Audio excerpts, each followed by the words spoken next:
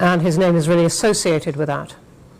And then we take a long jump into the present, or into last year, when in August, after the uprisings that overthrew Sheikh Hasina, whose party, the Awami League, had been in power for 20 of the previous 30 years, he's taken on the role of chief advisor to the interim government of Bangladesh. That's a role that some of the protesters asked him to take on, which he's accepted. And many things have landed on your desk as a result.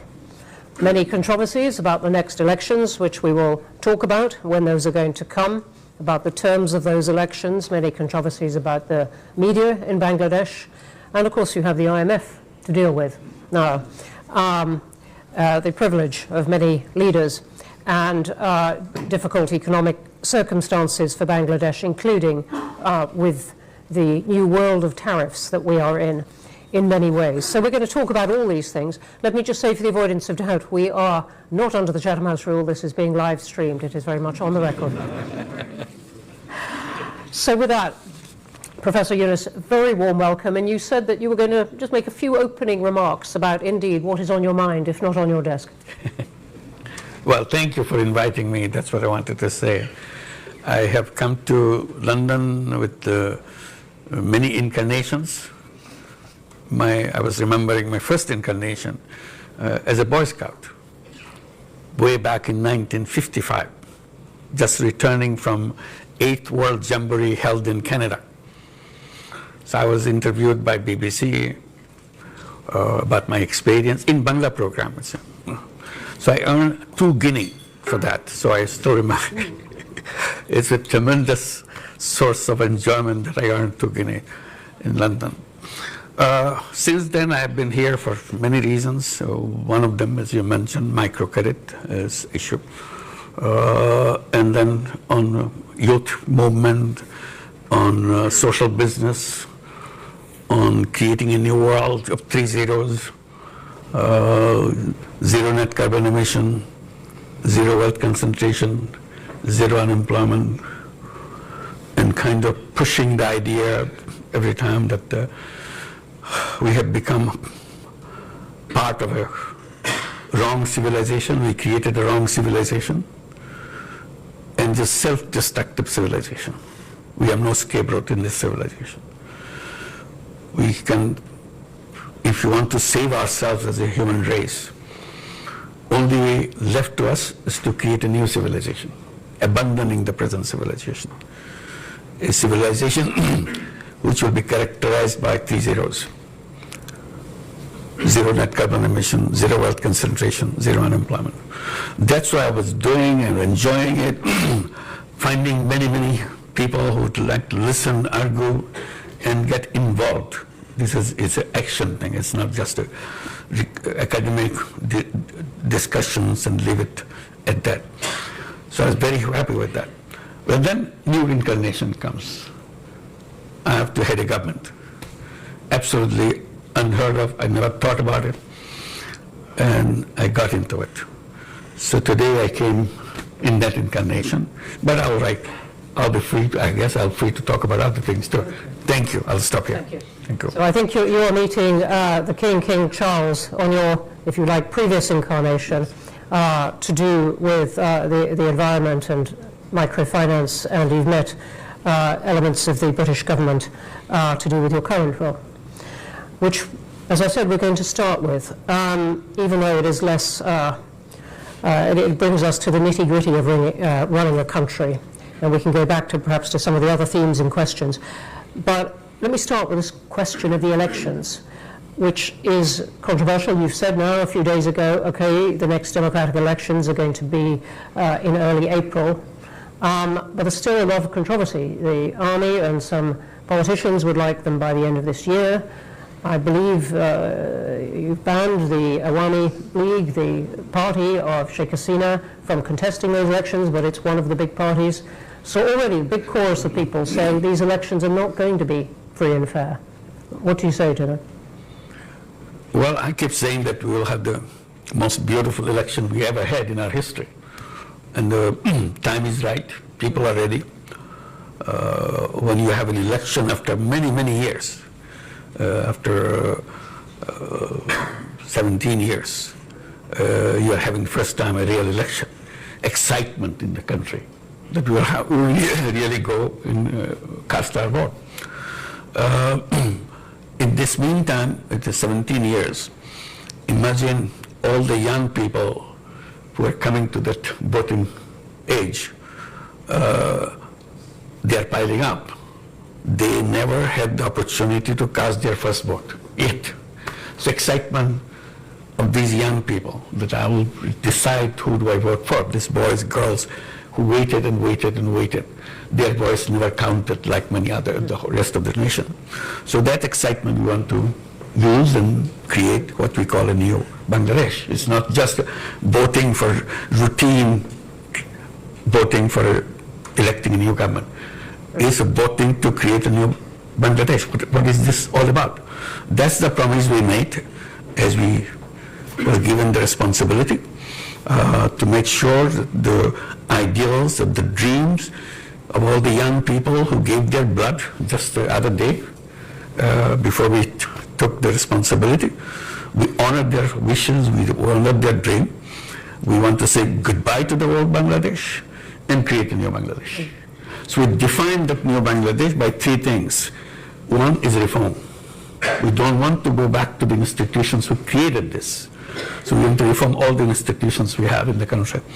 So we created commissions for each institutions to study and give us recommendations, what the fundamental changes in all those things. So we have a series of those commissions. They have submitted their reports, lots of recommendations, very, very drastic changes in the institutions that we have, elections, parliaments, constitutions, civil service, everything. So those recommendations. So we're looking at those recommendations, but our job is to build the consensus with all the parties. So we created a last commission, Consensus Building Commission. Have you heard about something like that? Consensus Building Commission? We have them. So their responsibility is to go through all the political parties, sit down together, find out which are the recommendations they will accept, and see in which recommendation all parties accept. That's a tough job for Bangladeshi politicians to agree on something all parties agree. You know, I must say it would be tough for many politicians to agree on that because, and that's not a joke about politicians, because they might say, look, that's taking away the democratic element. Why don't you trust the voters? Trust the voters to vote for any of these parties and rely on them to use their judgment to pick the best ideas, rather than a commission appointed by you and your colleagues picking which ideas you like. I wish we could do that if everybody understood what is a bicameral legislations, what the proportional voting is all about, all the complicated things you tell them, oh, forget it, how much money you give me, I vote for you. To make it very simple. So you pay me some money, I vote for you. That's all. All voting may translate into that. So we said we don't want to go to that path. Public, all the voters can watch this debate. This is all debate. It's on the newspaper every day. Happen. So ultimate aim, to make it short, ultimate aim is to get all those recommendations where all the parties agree, put it in a separate piece of paper. This is where all the parties agree, and then we celebrate all the parties signed that document. That we call it July Charter, and we are waiting for July to come next month. This charter will be presented to the nation, July Charter, and we celebrate. On this basis, now we'll have the election. That's how the election procedure was done. So one is the reform agenda. Next is the trial of the people who are perpetrators of all the things that happen in Bangladesh. I don't have to elaborate. It's a huge thing. It's a terrible thing that happened to Bangladesh. People were killed point blank on the street every day. Your son, your daughter went out, never came back. Just shot. Two friends went out in the street saying goodbye to each other. We may not come back. Maybe one of us will come back, another will not come back. We say goodbye to each other. Went out of the street. Either none of them came back or one of them came back. And that's the period we passed through. This is coming as almost a year now. So we'll be celebrating those days of July and August and have this charter. And one is reform, another is the trial of all the perpetrators of this. People disappeared every day, and nobody knew where they disappeared. Where did they end up their life? And horrible stories after stories. These are all documented now. So we have to find out why it happened, who did it, whose orders. So we have to try them. So this is another agenda for us. Number 3 is the election. So this, we are talking about the election. So these 3 are responsibility. So I'll come on to the trials of people involved in a moment, but I just want to stay for just one moment on this question of the Charter, because critics of what you're doing would say, look, you're ruling out lots of political parties, anyone who doesn't agree with this Charter, for example, the Awami League. So you're not really giving people a choice. That this is not a democratic process. This is a very nice, wrapped up in lots of words about consensus. This is an authoritarian step for Bangladesh to take. Yeah. Well, there's a debate about that too. I mean, the debate is Awami League a political party? If they can kill young people on the street just like that, make people disappear just like that, steal money just like that, would you still call it a political party? So that's a debate. This is not a judgment. The issue came on the 5th of August. The former Prime Minister fled the country. So people were celebrating in the whole country that finally we are free. So we thought this ends on the 5th of August after departure of former Prime Minister. For us, chapter is closed. This part is over. Now it's a country without them. But those who fled, for them it didn't end. They continued the same thing, in absentia, doing it from another country, exciting people. They are fighting on the street. This is the 10th month now. None of that party has ever expressed this remorse. Sorry, our fault, somebody's ordered, somebody got killed. I'm not responsible for it. I feel terrible that I have to be part of that. None of them.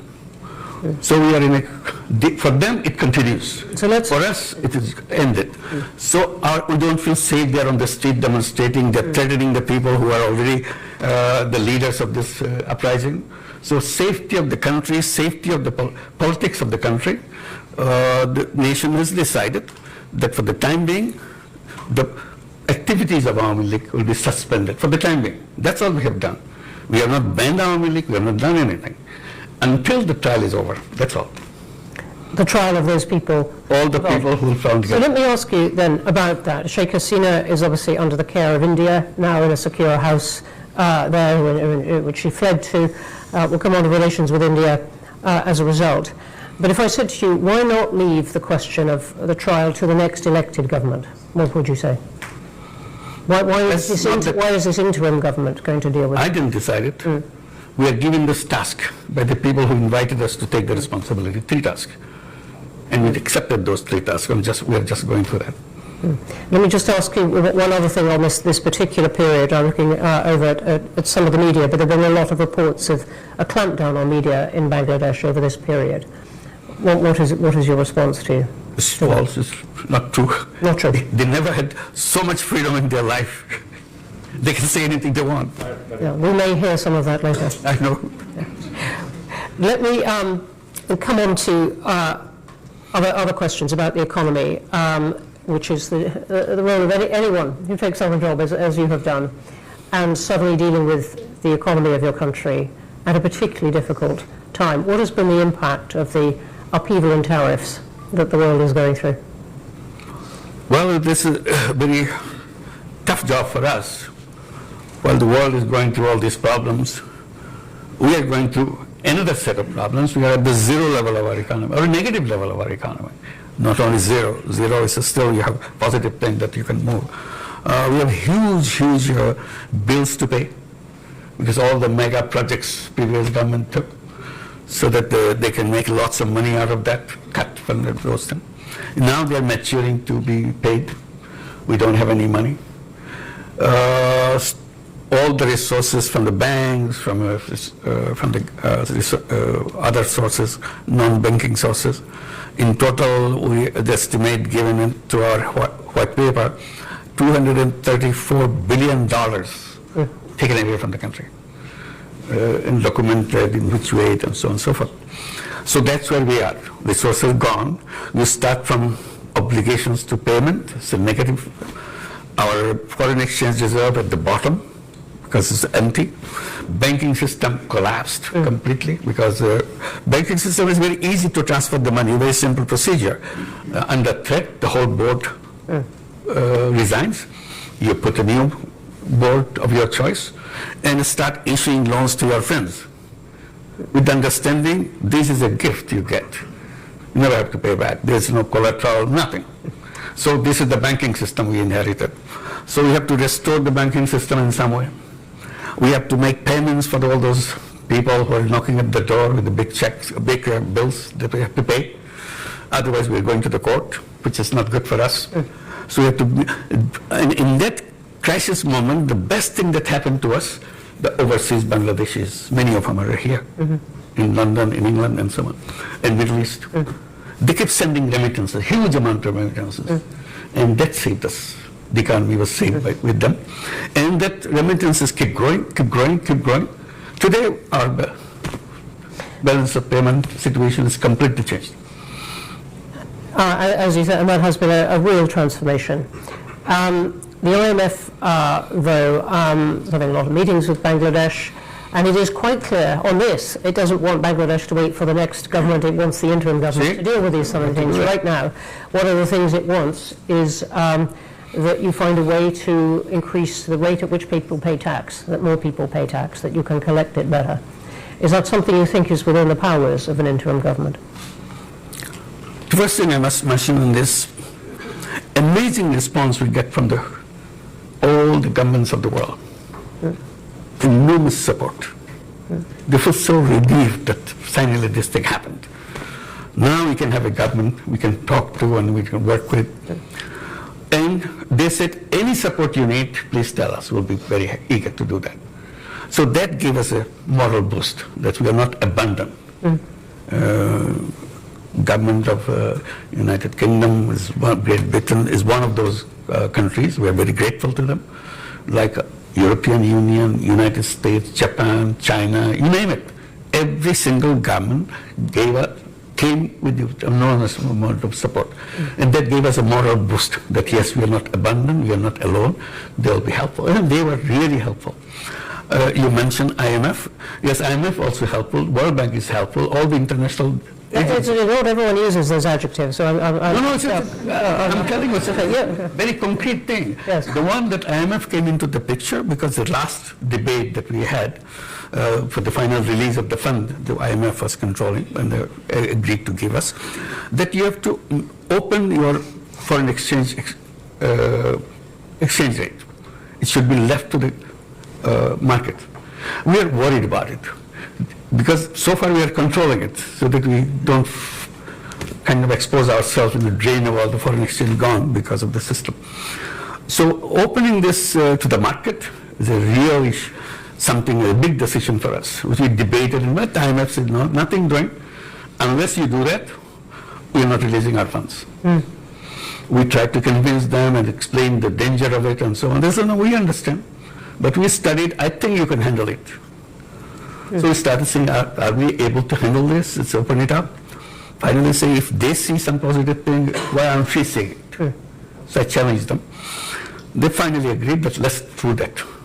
And tell them again, kind of note, in case we get into difficulty, we'll revert. This is just to protect ourselves. IMF says, okay, go ahead. We opened it, nothing happened. Same exchange rate is just a little bit, it's normal, it's working. So we are celebrating that finally we see the strength in the economy and so on. So IMF role is very positive, it's not a negative one. It's not trying to push us into trouble because of there's some principle they're holding on to. It's not like that. We were not willing to jump into the water. They said, come on, you do it, you can make it. And finally we made it, that's it. So we are thankful to IMF. Okay. Let me ask you about relations with India and China, which seem to me to be somewhat in flux. Sheikh Hasina's government was very close in a way to India. Now she's there. Relations with India perhaps a bit less a bit cooler between your team and Delhi now. Perhaps a little bit warmer on China now. What is your account of this and what you are trying to do in foreign policy now? We are reaching out to everybody. As I said, all the governments of the world have been extremely supportive. So we're very thankful. We're trying to build up further relationship.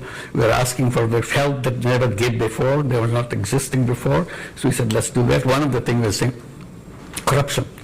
Bangladesh is just deep into corruption. Everything is, system is corrupt, people are corrupt. So how to clean it up? What kind of changes we have to make the government clean with the enormous corruption? So we say if there is a formula, there is a policy, there is a way to do that. So I mentioned something that the conversation I had in September at the United Nations General Assembly. I was meeting all the world leaders to explain to them what's the situation in Bangladesh. So I was meeting Ursula von der Leyen at the European Union. So among many issues discussed, I said finally about the corruption. I don't know how to get out of this. Is there any way, is there any recommendations you make that we can follow? So she gave a big smile. She said, you know what? We are coming from worse than that. The European Union is coming from the worst of the corruption that we are facing. So yes, many of our countries were trying to join the European Union. We're just all over corrupt, everything. You never heard of those kind of corruptions in your life that they had it. So we have to install a system of cleansing them up, cleaning it up, washing them off, so that they can be clean as everybody else and join. Once they're clean, then we take. So we learned everything how to make it happen. So how? Because some of the pressure was put on those countries, and not with perfect effect, but it was put on those countries because they so much wanted to join the European Union. Right. So what is the pressure on Bangladesh politics and society to clean up? It is a historical moment for us. If we can't do it now, we'll never do it. So we made us sure that this is the time. The history has given us a window. We can do things which no government can do. Because all governments are partisan, have far supporters to take. We have nothing to do with that. We have nobody that will be waiting for getting his vote for me to come back again. We are going. That's very clear. So we have the moral strength. As the interim government? Absolutely. Yeah. The interim government is a historical opportunity. It's an amazing opportunity. So how, in the short year, the 9-10 months that you've got, how are you going to, and I'm interested, Chatham House has done a lot of work on corruption, our most recent big project in Nigeria, but it's a problem that many countries have. I'm just interested in what you are trying to do. Just one example. Yep. You need a passport. You have to go to the passport office, apply, and somebody will show up. You apply for a passport. If you go this way, it will take years. You'll never get it. You make a deal with me, give me X amount of money. I'll deliver it to your home. The guy is a representative of the officer who issues the passport. So everything that you see outside, all the norms, rules, procedures, now implemented not by the government officials, by their representatives who split the money that they earn. So what we said, from now on, we'll deliver passport online. And people were very happy that, okay, you can issue passport online. They go there to get this, or try it at home. It doesn't work. What happened? Server is down. Somebody's manipulating. It's really interesting. I mean, several countries are finding a way to use technology to cut out the person behind the desk. Very helpful. Yeah. So what we did, we started this, started creating some kiosks. Government Service Center. Oh, we don't say government. Bangladesh Service Center. Young guy with a computer sitting there, boy, girl, been trained to give all the services. This is all, we made all these months, we are preparing all the ministries, every service you got it, whether you're paying taxes, or you're issuing driver's license, or you're issuing your renewal of your passport, whatever, or your land tax, which is absolutely complicated. They can make as complicated as they could. So now everything has to be delivered online. So we trained these young people, just started last month, this kiosk, and you come, there's a price list. If your passport, so many days, this month. If so many days, and we deliver home. Not all, we give you a message, you come and pick it up. That's it. So we have 3 centers now. Within next month, we'll expand to several more. Gradually add to several more. And we're challenging every ministry. How many services you are ready to provide online? They say we have 5, we have 10, we have 15. Okay, whatever you give it to them. Train them. If they have difficulty, we'll have a meeting together. Why you are having difficulty? Maybe technological will solve that problem. It's our job. I said, the task of the interim government, by the time they leave the government, all these services will be available to people, and all the ladies at home in the villages, women, housewives, they will be delivering these services. We'll train them, they will deliver it. They don't have to come to the city to do that. Wherever you are, you have the computer, you have everything. Or the phone, yeah. So this is the journey that we want to complete. All right, so thank you for that detail, which is very inspiring. I want to jump to a vision of something much more difficult, which is the Rohingya. Hundreds of thousands of them in the camps. What is going to happen? Well, that's the question I raised as we came to the responsibility. Rohingya is mentioned. Only time they mention who is paying for their food, who is paying for their education of the kids, that's about it. I said, then what? No question. Nobody's answering that question. There are international organizations helping this. I said, the question must be answered when they are going to go back. What is their future? That question was never discussed. I said, I want to discuss that. I want to raise that. So we went to the United Nations General Assembly.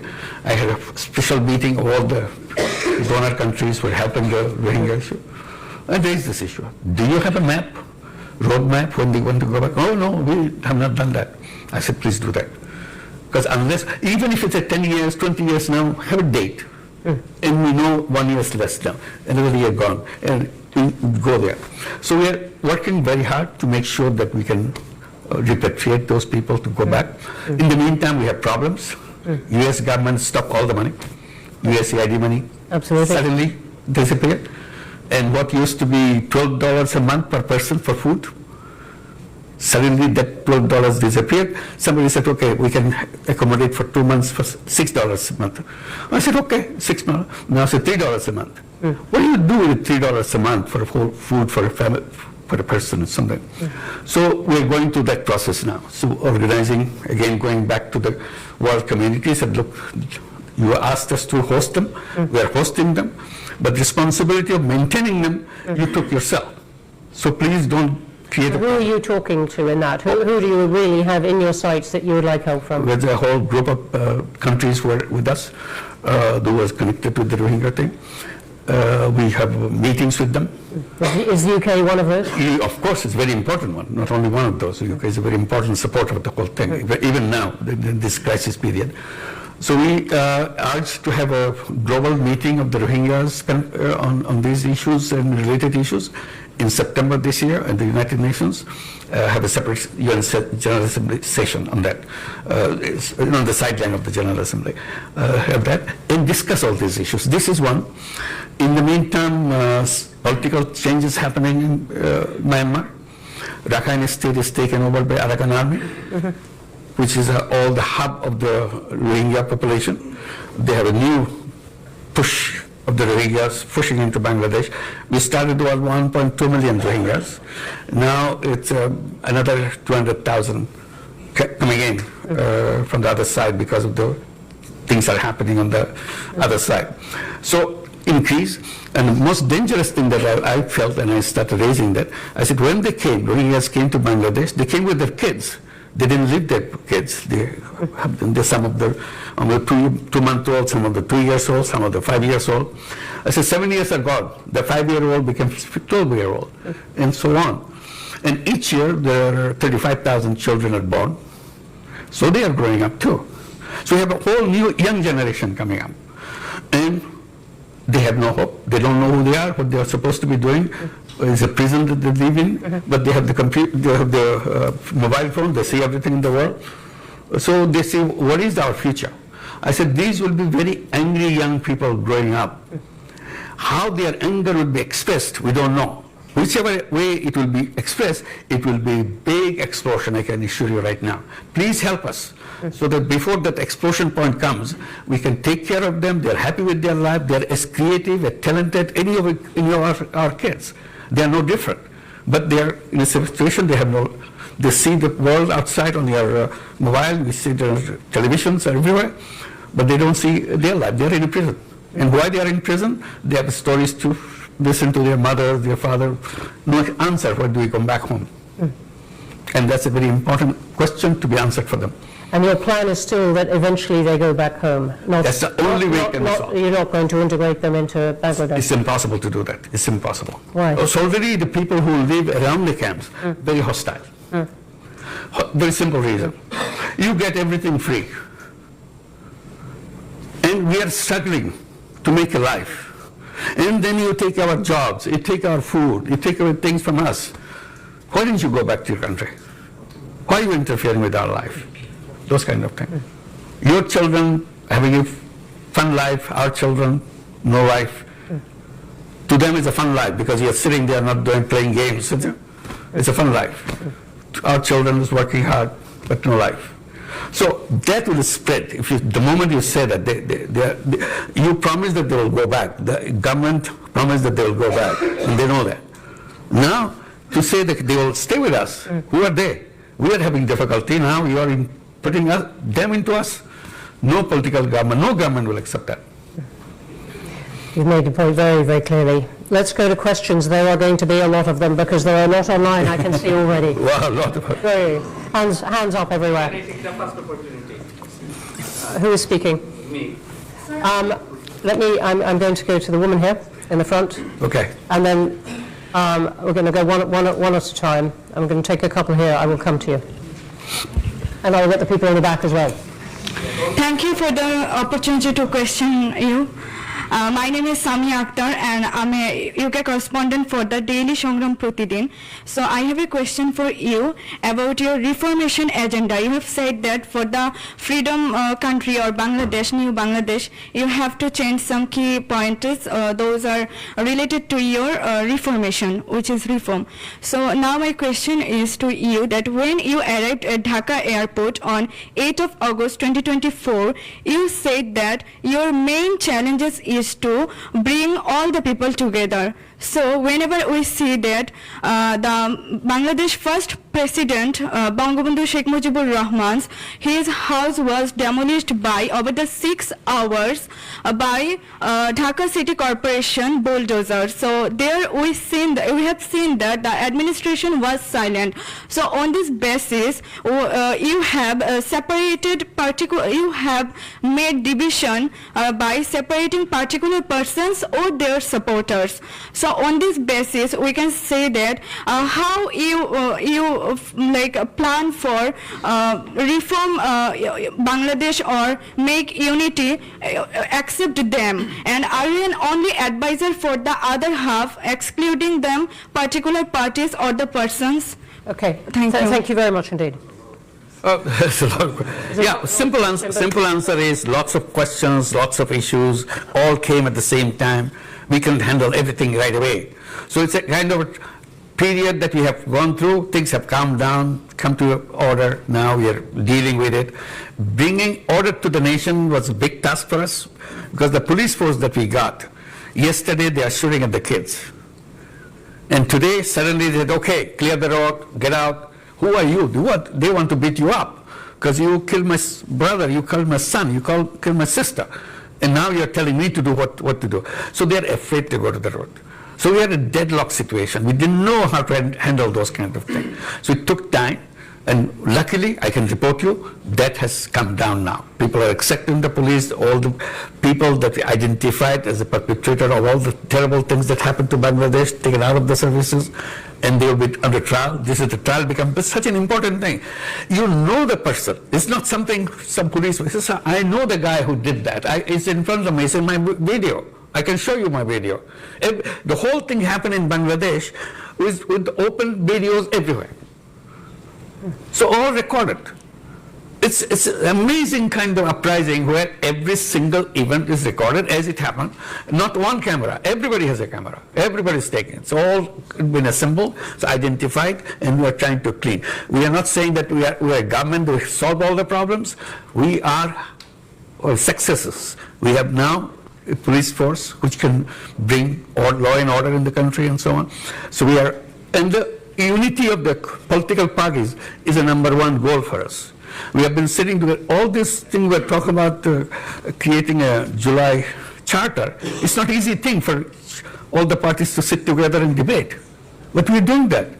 And I'm promising you here, and I hope I can deliver you in July. July is next month.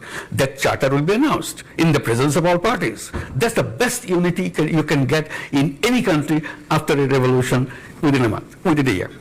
Okay. Thank you very much.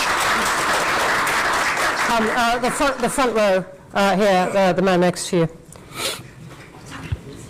is so packed. Thank you, Chair. I'd like to say who you are, please.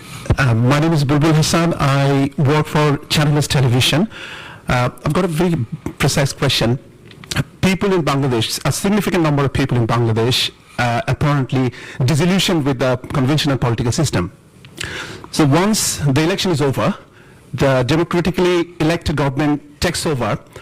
Are you in a position, or do you have any desire to be a part of that government? No way. No way. Good one.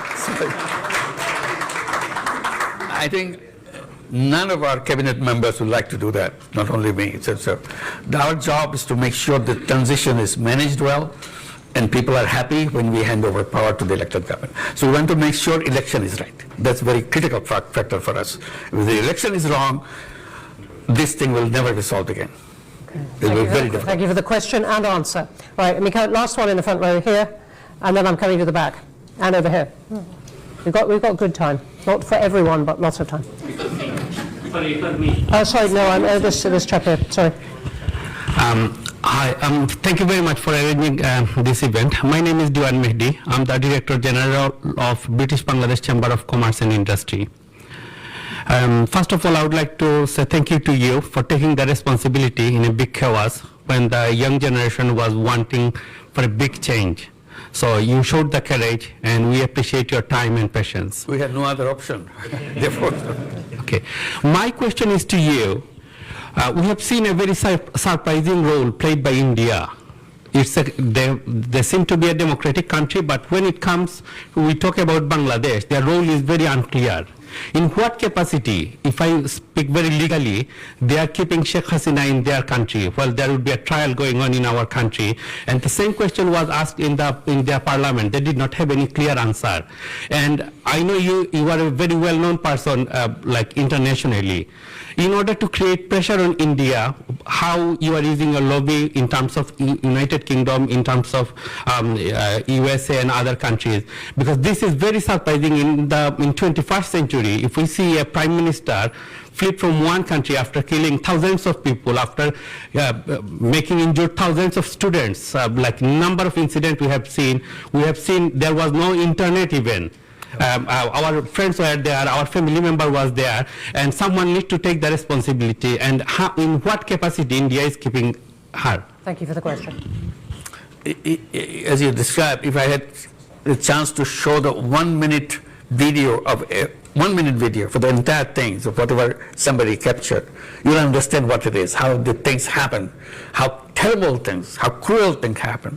So it's not the 1 minute. It goes on month after month that happened and came to the peak of this in July, and finally 5th of August the government disappeared. So all this anger is in there, and the whole anger and everything is now transferred in India, because the Prime Minister went there and started, not only she's living there, the problem is, when I had a chance to talk to Prime Minister Modi, I just simply said, you want to host her?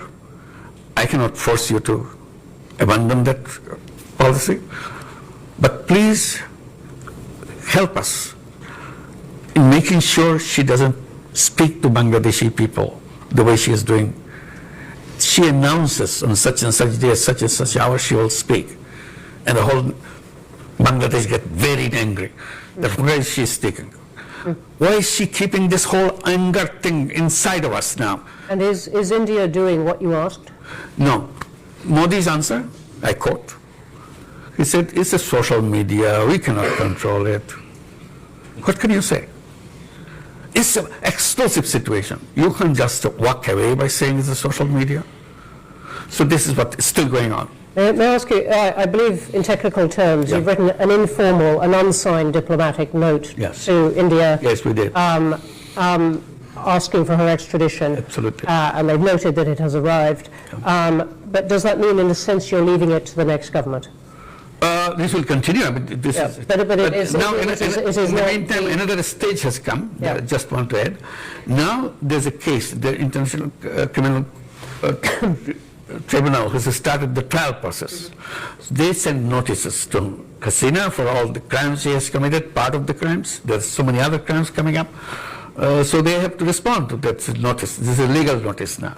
So we have to go to the Interpol and all the other things that happen through that. This is the process that we are following. We want it to be very legal, very proper. We don't want to make sure that we do something out of anger or something. We want to build the best of relationship with India.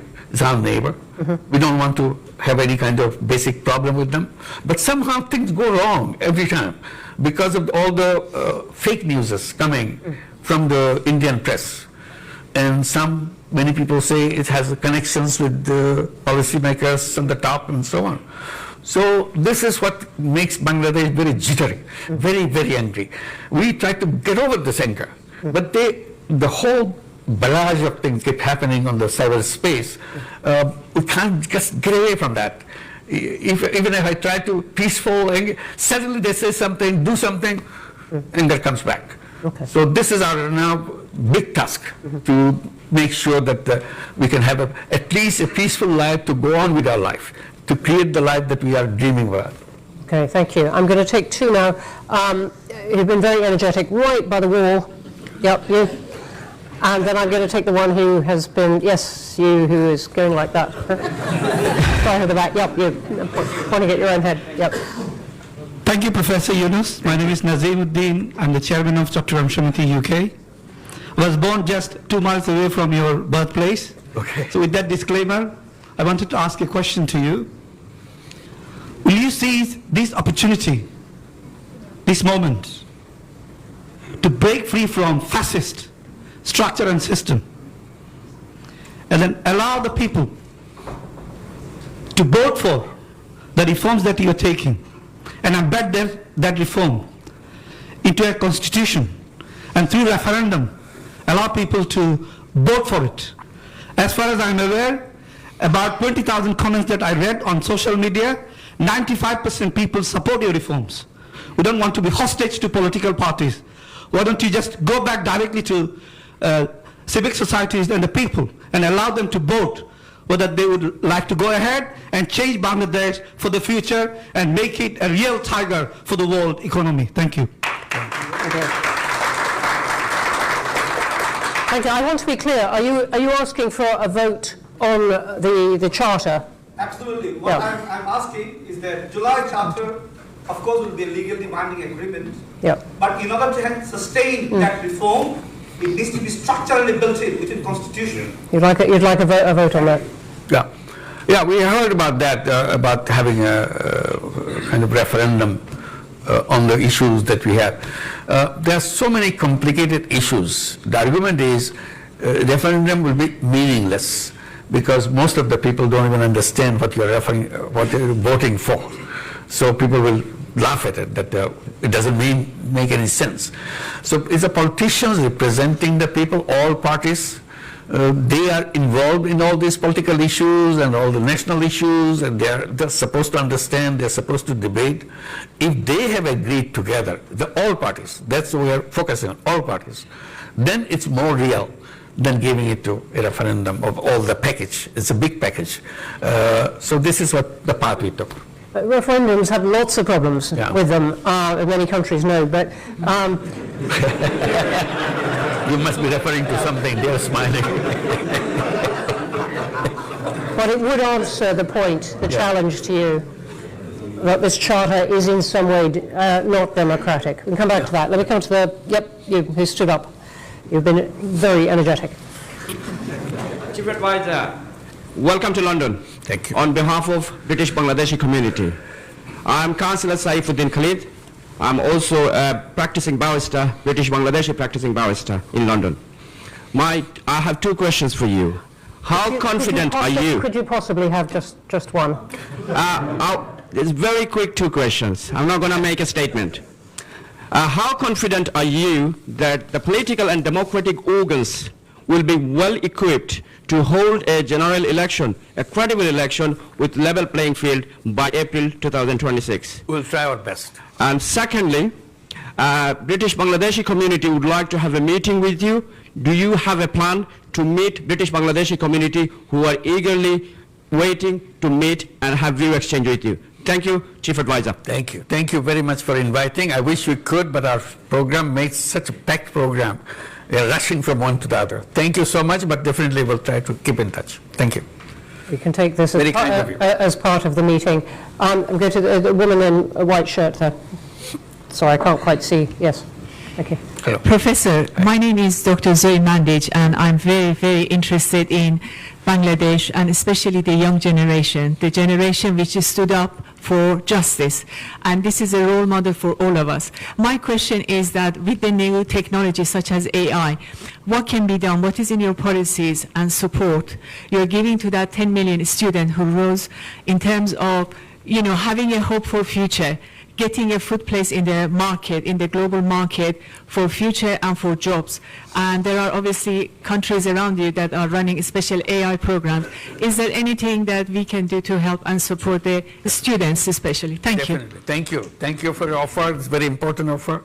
We want to be supportive of the young people as much as we can. And I try to bring to the notice of the world and notice of people in Bangladesh. Bangladesh is a very unique country. It's the 8th most populous country in the world. Don't forget that. It's a huge number of people in that country, 180 million people in a very tiny space. The most important part of that is not about the density of the population, is about the age of the population.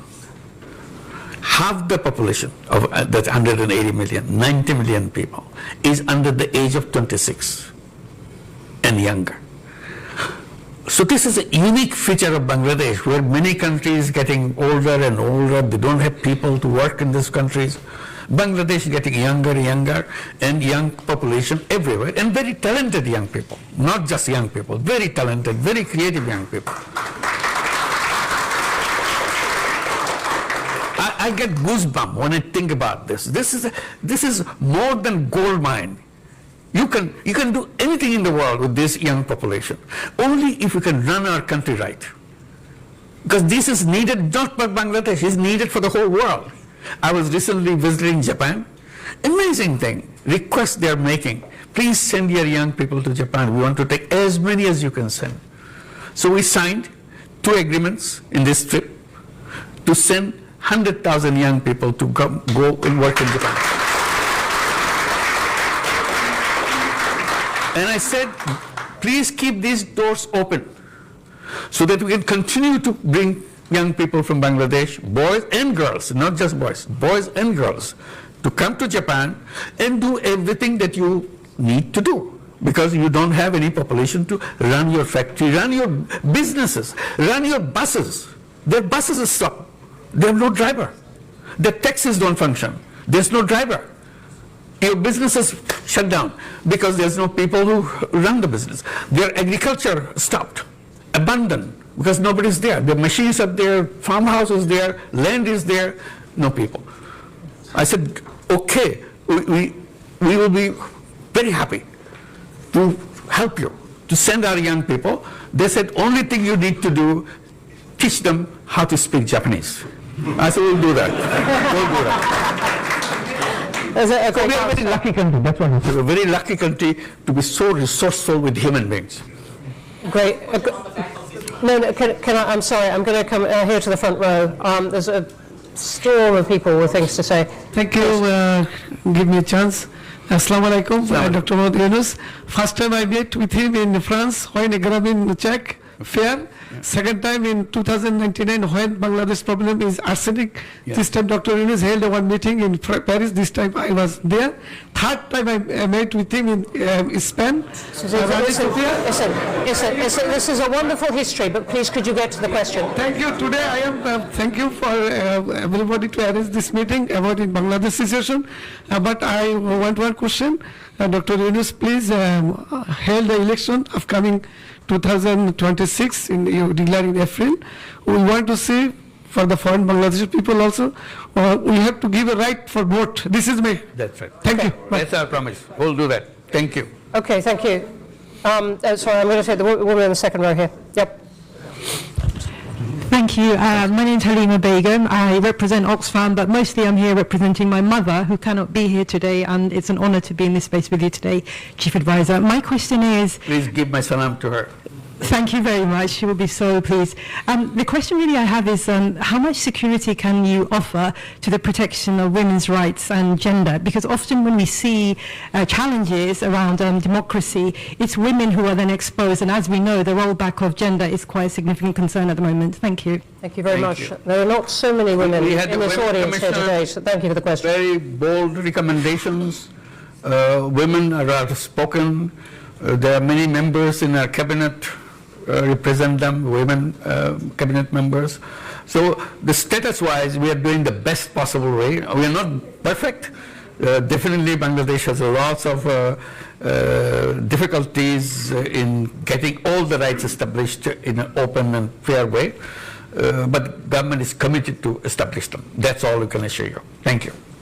Thank you. Woman here on green on the aisle. Thank you so much. No,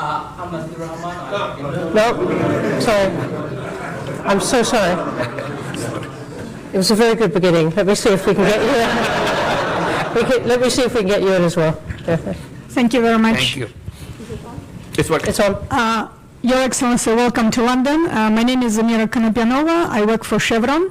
So we are one of your largest investors. We've been partnering with your country for over 30 years.